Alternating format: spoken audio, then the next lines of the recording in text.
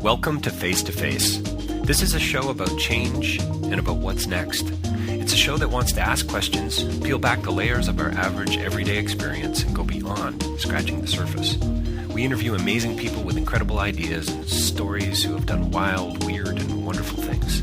Remember that imagination shared creates collaboration, and collaboration creates community, and community inspires social change. I'm David Peck, and this is Face to Face.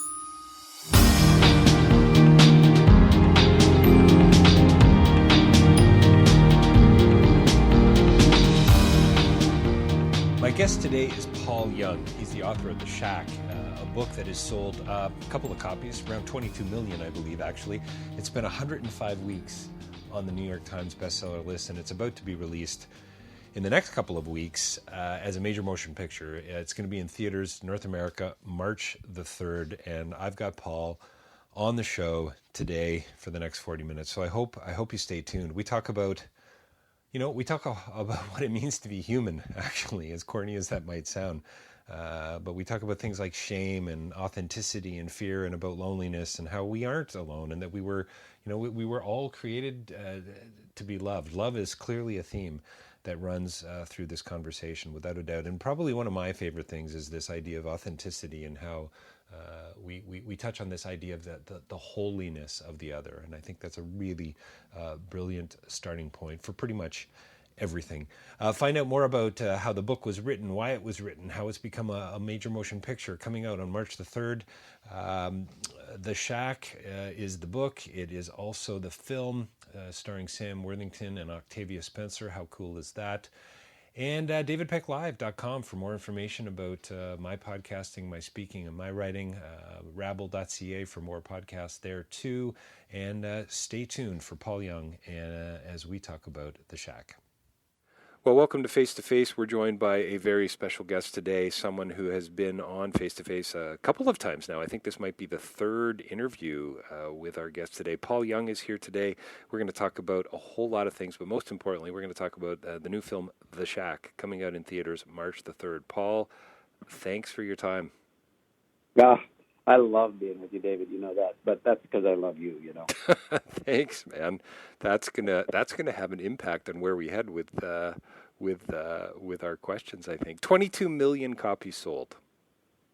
105. I know. 105 weeks on the New York Times bestseller list, and that doesn't include today. and I was just going to say, and the news is of late that it's back on the New York Times bestseller list.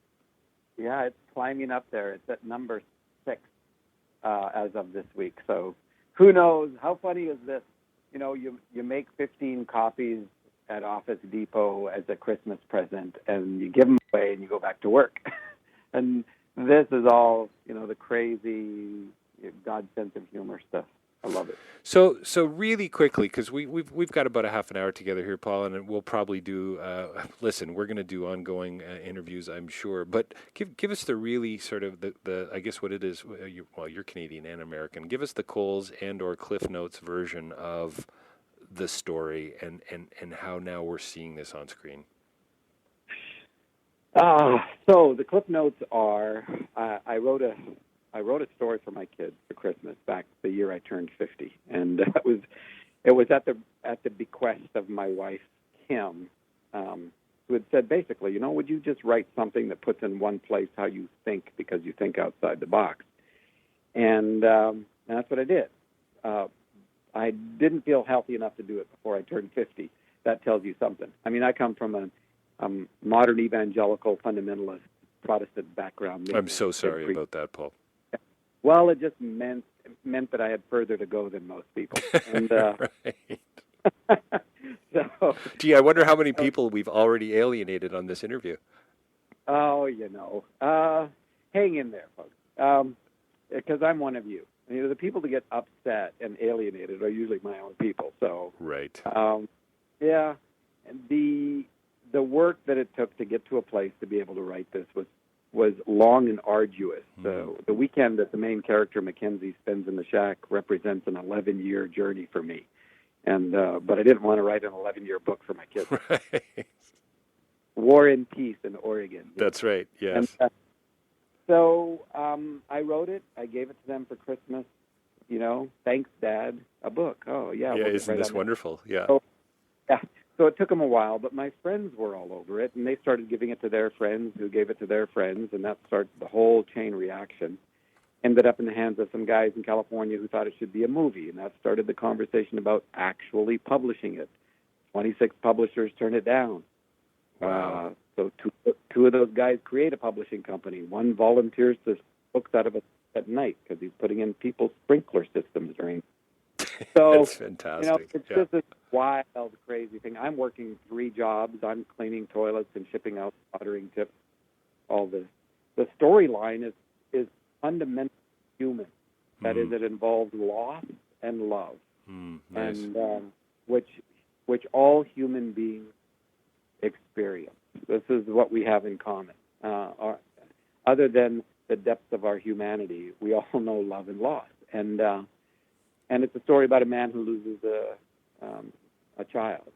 Youngest child is abducted on a camping trip, and then he gets invited back to the place of that great loss and sadness in a mysterious sort of way. That the invitation could be from the perpetrator, it could be just someone's sick idea of a joke, or as crazy as it sounds, it could have been from God. And he goes back thinking maybe finally that God that he grew up with might show up and be helpful, but that God doesn't.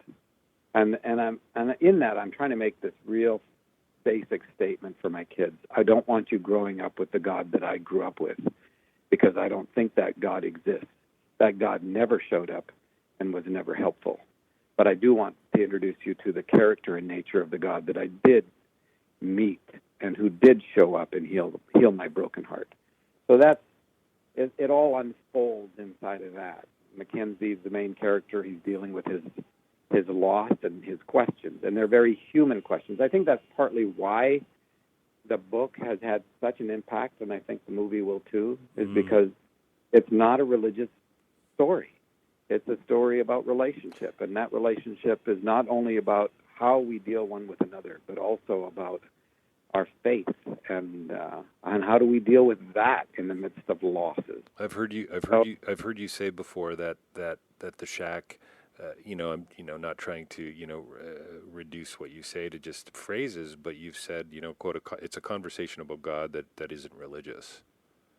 Correct, and I think that's what the book did. It gave people a language to have that conversation, and it also validated their own story. Stories. Every human being is a story, and that story matters. And we're just too busy to take the time to listen to them.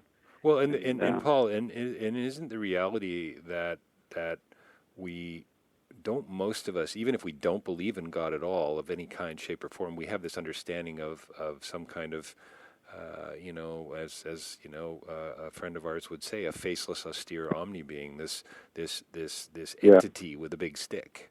Even if we don't believe in him, that a God of any kind, an entity or an energy of any kind, that's sort of the understanding, isn't it? Yeah, I think so. I think that we personify the thing that we're most afraid of and the thing that we're most attracted to, and so we know there's evil in the world. We know that we've broken things ourselves, and there is a sense that something requires balance or payment or that, and I can understand why we have created not only in an inherent sense but a very extrinsic sense that there is an omni being out there that will bring justice. I mean, and it proliferates all of our art and everything else.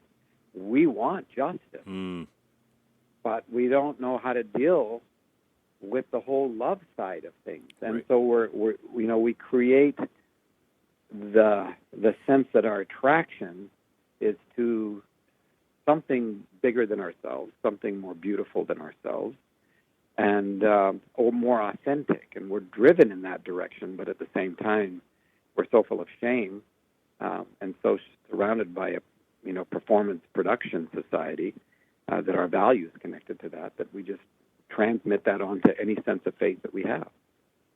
No, I think, and I think this is one of those things I'm thinking about right now, and that is, I don't believe that God is a religious being at all. At all. At all. Has never been a religious being. That is, there's never been a time, and I'm pretty Orthodox, so I love the idea of the Trinity, that there's always been face-to-face, other-centered, self-giving relationship, but from before creation, which means that there is a basis for both love and relationship, a valid basis.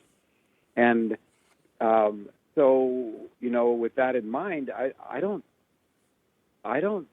can't even begin to imagine that there's an order of service in the relationship of the Father, Son, and Holy Spirit. It's like, who's opening in prayer today? And the Holy Spirit, are you doing communion?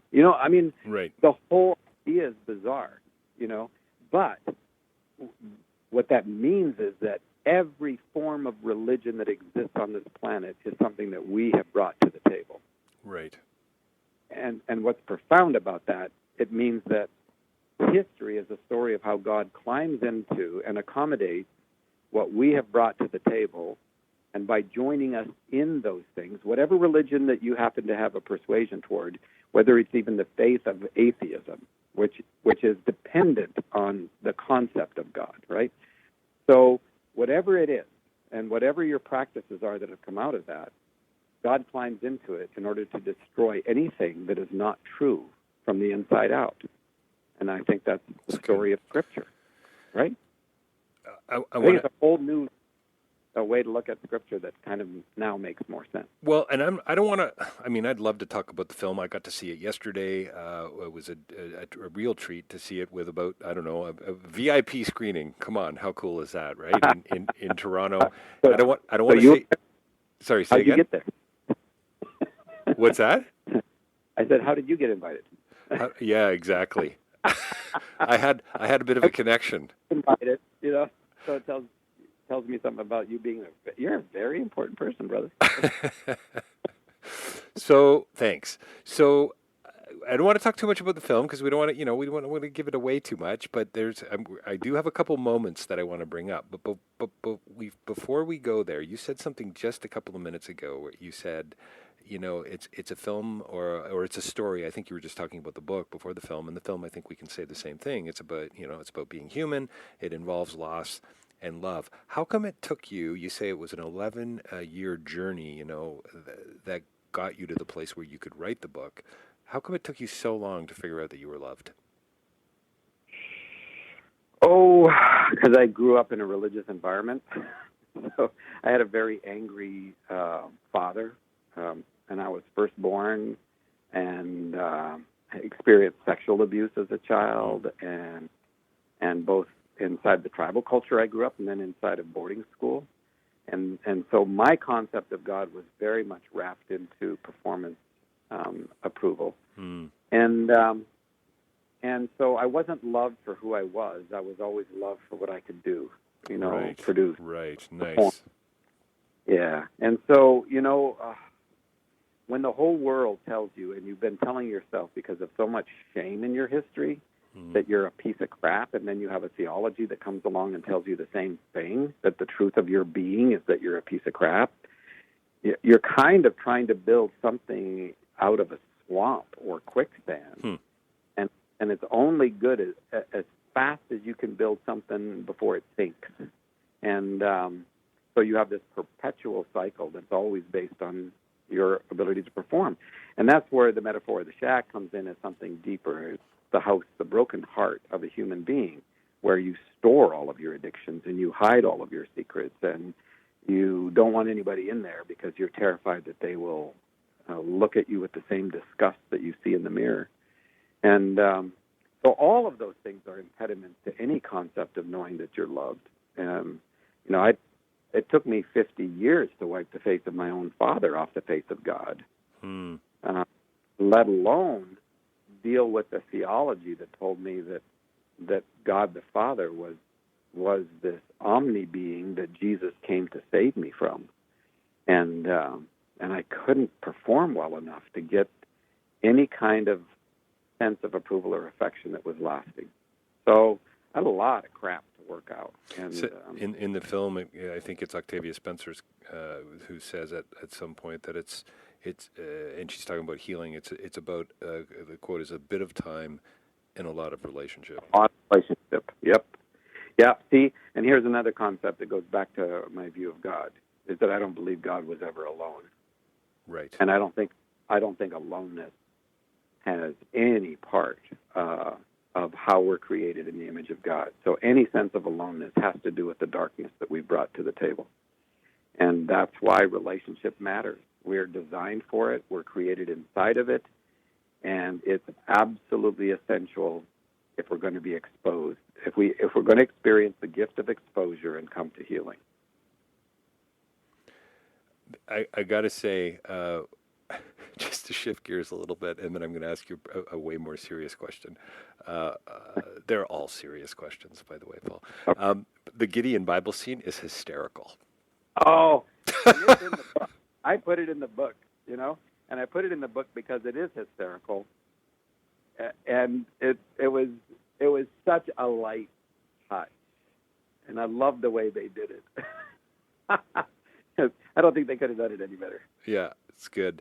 So do you think there's going to be an audience? I mean, it's really, obviously you're hoping for a wider audience. You want more people to come to the table. You want more people to crack the cover of the shack and to come to it again and to peel back more layers and all those things. And it's going to be a catalyst for conversation, no doubt. I mean, as I said to you before the recorder was going, a truly moving experience for me on so many levels, and I'm going to have to see it again for a variety of reasons. Do you think that there are some people who are going to come to this and say at a certain point, oh no, just whoa, still too much God talk for me, still too, it's like, and they won't see it for what it maybe really is, and just when it finally does make it to Netflix or they get it on DVD, they won't be able to get through it because it's just because of the brokenness or because of the filter. I guess is maybe, like you said, 50 years to wipe the face of your father off the face of God. Yeah, and that's true with the book, too. A lot of people couldn't make it chapter 1 just because, they're bringing to the table huge and great sadnesses, their own losses. And and so it's a timing thing for a lot of folks. Right, yes, it's good. Some people, there will be some folks who they just, it is too much God talk, and I understand that. I mean, I was with a whole bunch of missionary kids last summer up in the Cameron Highlands in Malaysia, and we were meeting back at a boarding school that had so damaged them, and some of them, I mean, they would count, and if you mentioned God or Jesus 6 times, they counted, and if you hit 6, they'd get up and walk out. It was too much. Wow. Because of so much damage. And they're like a porcupine with all these infected quills that anything that touches it, and I get that. I totally get that. So, and you know me, and you know my heart. You know that when I made 15 copies at Office Depot, those things did everything I ever wanted that book to do. But I'm watching the ripples of this conversation moving out into the human conversation, and it has provided a safe space to have this conversation. And people are going to come from all kinds of histories and issues and trauma and things like this and interact with this now, the film. And for a lot of folks, who will never read a book, the film is going to be the way in for this conversation. Paul, I was kind of surprised in a way at the film at how deep it really goes. The conversations, the questions that are raised, and was the shack for you? Was this really about sort of dealing with the classic problem of evil? And coming to terms with that, because that's obviously a central theme of the book. It's a central theme of the film. It's Mack's, kind of coming to terms with his daughter's death, his horrific death, right? But it's more than that, way more than that. But was that kind of your way into this? Yeah, because when I wrote this, and I'm thinking like I'm writing this for my kids, and we have 6 children, and our youngest was 13 at the time. And I'm thinking about the greatest loss a human being can experience is the loss between a parent and a child. and I think I'm so glad, and I think that's part of the nudge of the Holy Spirit, that I went to that place, even in a story for my kids, because when you go down to the deepest loss, you are suddenly picking up all the other losses along the way. And it did that. And but people would say, how could you do this as a gift for your kids? And I'm going like, what if something happens to one of my grandchildren, one of their children, and what if I'm not there? What would I want to say to them? Right. But how would I want them to deal with the question about the character and the goodness of God in a world that is absolutely broken and brings so much pain to the table? So how do you deal with that question? And what's beautiful about the film, and it's true about the book, it didn't give a transactional religious answer to it.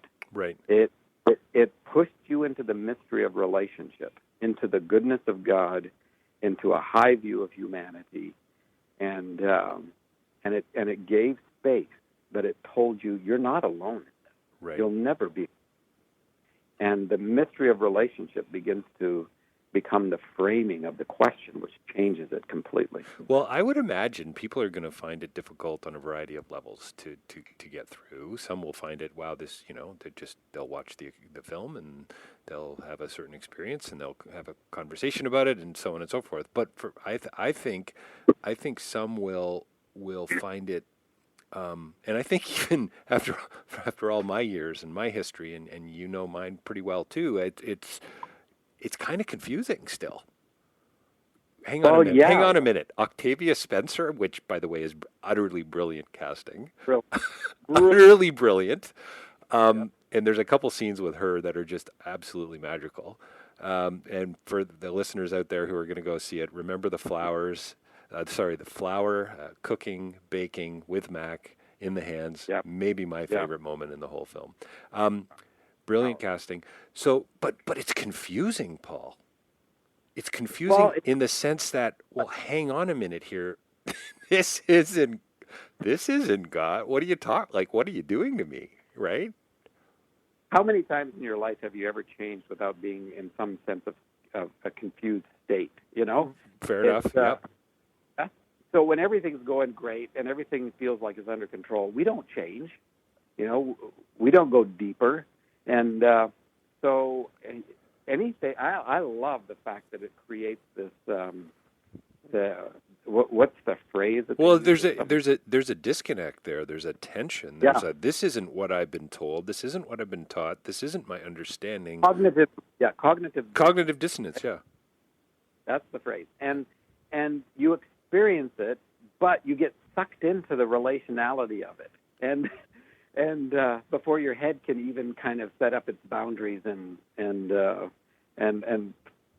create the illusions the assumptions that we so live with, and that's the beauty of someone like Octavia coming right through your defenses. It reminds me of an article that the president of Denver Seminary wrote about the shack when it first came out, and he said, "I don't care what a Pharisee you are, but didn't you want to be inside the embrace, in Papa's embrace?" Nice. Yeah, and this is it. We've got very rigid constructs that have become part of our assumptions that need to be challenged because they're impediments to moving into something that is more beautiful and deeper and will open up a possibility of becoming authentic human beings, fully alive and fully free. And I think that dissonance is absolutely essential. And when you feel it, it tampers with your sense of certainty. But we're control freaks. Right. As human beings, we're so full of fear that we'd rather believe in our own power to control our destinies than take the risk of trusting anyone, especially invisible people. That's pretty funny. Yeah. Invisible. It's so true, though. So I love it. And I'll give you an example of dissonance. I've had at least 5 emails from, I call them my people because they are, evangelical fundamentalists. And at least 5 emails that say, "How dare you make Jesus a Middle Easterner?" What? because they felt the cognitive dissonance. They have an image of Jesus being, blonde, blue-eyed, British-speaking, guy, because they've seen it in the movies. Right. and when you see a Viva Luce, I tell you, your appreciation for Jesus is going to go right through those barriers. Didn't you love his character? Oh, absolutely. No, I think the casting, for overall is just really, what's the best way to put it? Really human, really natural, really accessible and approachable. That's what I love. The skipping of the stones, just I guguess the relatability of this, like you said, invisible person. And Aviv is a Israeli Jew. I mean, he's from Tel Aviv, and we think it's the first time in a major motion picture that Jesus has actually been portrayed by a Jew who is Middle Eastern. Just for anybody who has a question about it, right. And it's this beautiful presentation of relationship. And there were some things that happened that were so cool that happened on set that they captured. I thought the first time I saw it that the butterfly that lands on Sam Worthington's nose as Mackenzie, I thought it was CGI. It's not. It's natural. It's actually, and all those swarm of butterflies that started to come around, they'd released some, but all these other butterflies showed up. Wow, that's cool. I noticed the butterflies in the coffin, and I wondered if where that was going to go, because that was very sort of subtle. There was no real focus on that, and then I don't know if it's connected, but it sure seems like it. Back to the scene when they're packing up and they're getting ready to go, and Missy wants to bring the caterpillars. I mean, it's just it's too good, right? Oh man, there's so many subtle through lines. And the more you see it, the more you'll go like, oh my goodness, I totally missed that. Yeah. Well, I hope it's huge, Paul, for so many reasons. It's well, and what's nice about it too is it really is a family film. Like you could very. Yeah. There's no reason why you can't experience that as a group, family, and just sort of hang out and chat about it afterwards. Oh man, I don't know where to go. So we've only got a few more minutes here, but so here I'm going to go here. So for me, another really favorite moment is this idea that God might collect our tears. That's right out of Psalm. I mean, it's so nice, right? It's so beautiful. It's so well represented in the film. It took me back to other fantasy. It took me back to C.S. Lewis. It took me back to Narnia. All kinds of things. But if my idea of God is the angry, stick-holding God who wants to punish me, and he collects tears, that's nowhere near as interesting or as healing or as loving or as inviting as this relational God that collects tears. Well, it's incongruous. Why would a God who is angry all the time even care about it? Yeah, because in my relationship with my dad early on, because he didn't have the capacity for being a dad, my tears didn't. Even him calling my name was more an issue of a fear response for me than anything. I didn't want to hear him call my name. So a lot of us who have grown up with this distant, angry, punitive, retributive God, we're alone. Because there is no way I'm going to run into the arms of someone who is then going to just beat the crap out of me. Right. Well, that's a little tender. So yeah, it's the beauty of it is that our hearts respond at such a profoundly deep level to just the idea of being loving and authentic ourselves. To be an independent human being. And that drive is towards something. It has to have an origination and a basis. And I think it is in, that, like people say, I don't know if I can trust that God is as good as you've written. And I'm going like, I wrote him as good as I know, and I know I just scratched the surface. Oh, wow, yeah. Because I know that God is gooder than that. And but I didn't grow up that way. I grew up with God as a projection of my pain and my relationship with my dad and the abusers and all that kind of stuff. And that's why it took so long to deal with all of those lies. And all of us are in the middle of that journey. I've read somewhere, Paul, and it might have been pretty recently, you might even have said it to me in a variety of ways over the years or in another interview, but for you, this is all about validating the holiness of other people's stories. Absolutely. I tell people that's why we're born barefoot. We are born to walk on the holy ground of each other's stories. But that's been a long journey. I started with a very low view of humanity because I had a super low view of myself. Right. And that also affected my view of Jesus, where he wasn't really human because, he was, but he was sort of like a magician, right? No demeaning magician. Yeah, be careful, Paul? Yeah. But it was like, when things got tough, he could pull a rabbit out of his hat. Right. Right. And he was the magic trick human being. So on the one hand, there was a disconnect with the humanity of Jesus, but it was profoundly because I had such a low view of myself and a low view of humanity as a result. And our theology taught us that. And I don't think there's any hope forward until we begin to agree with the truth of who we are as revealed in the humanity of Jesus, rather than the theology that has so pushed us below the surface that we have to work 50 years to get to the surface. And so this is about the holiness of the other. When you begin to see, and then it makes sense why Jesus would say, Father, forgive them. They don't know what they're doing. They don't know what they're doing. If they knew who they are, then the way of their being, what they do, would automatically and naturally change. Well, and just speaking of change, Paul, and this is where I think the potential is just so huge and continues to be huge for what you've done and for the Shack and for this I don't know, can you call it a reinterpretation?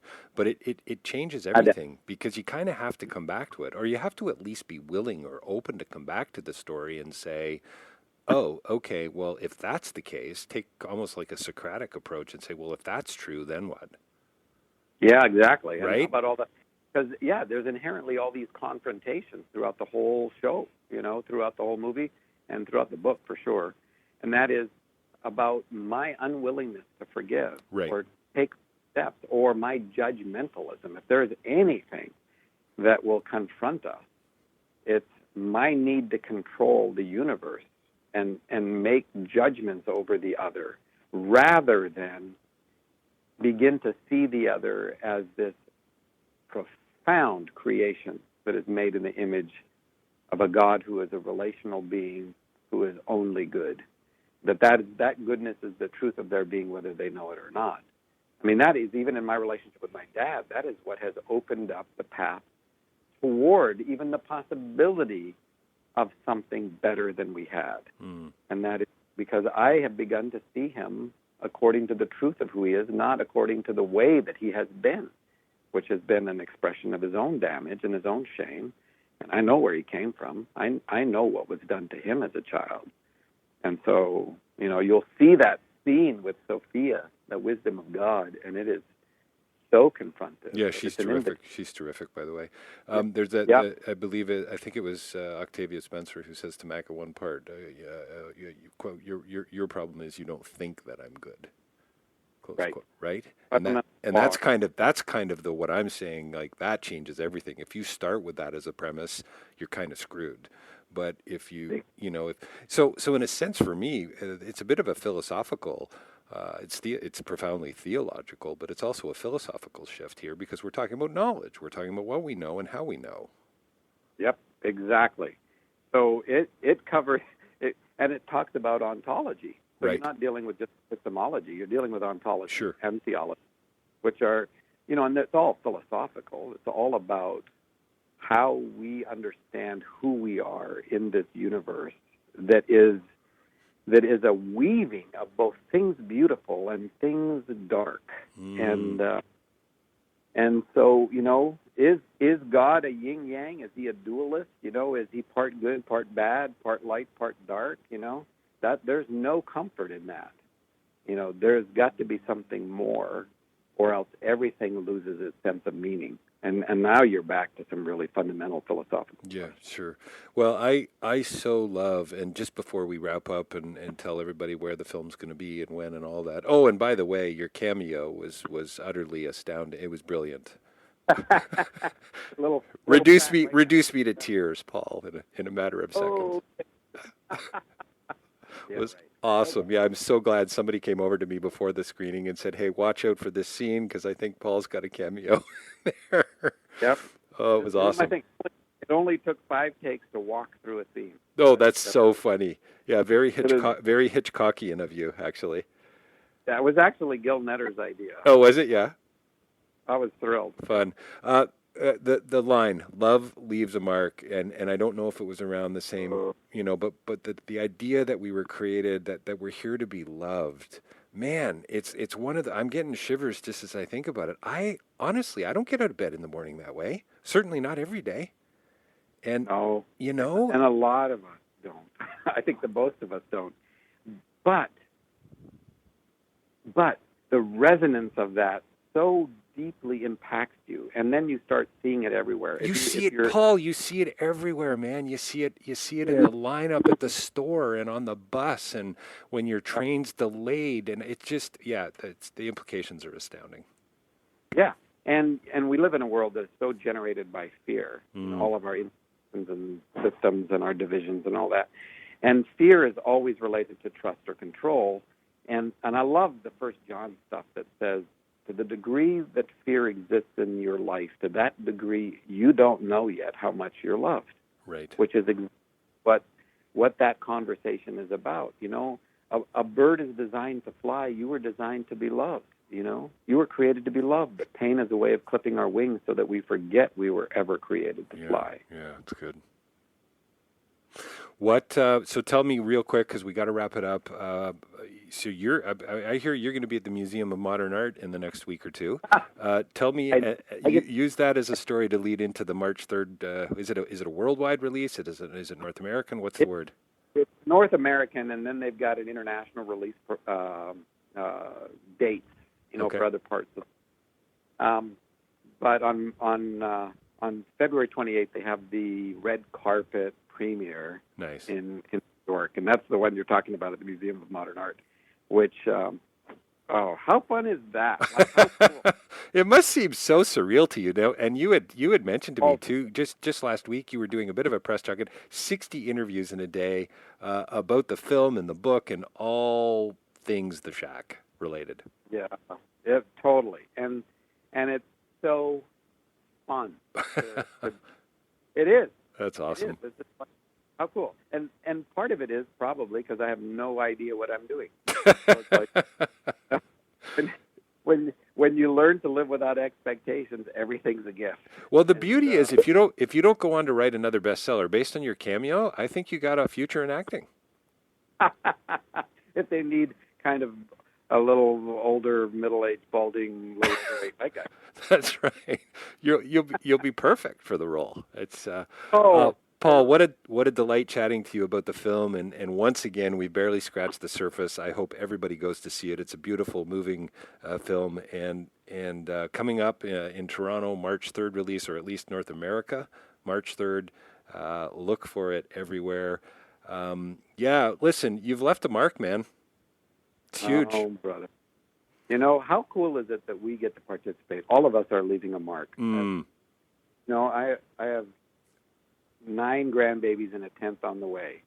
I mean, every one of those babies is an eternal being who will leave a mark. I mean, that's way bigger than a book or a movie. It's just pretty cool. Yep, it's the best. Yeah, and it's a reason to be hopeful. It seems to me. I am. No, I got nervous, so. Well, listen, thanks for your time today. Paul Young's been joining us here on Face to Face, talking about The Shack, coming soon to a theater near you, March the 3rd. Thanks for your time, Paul. You bet. Love you, David.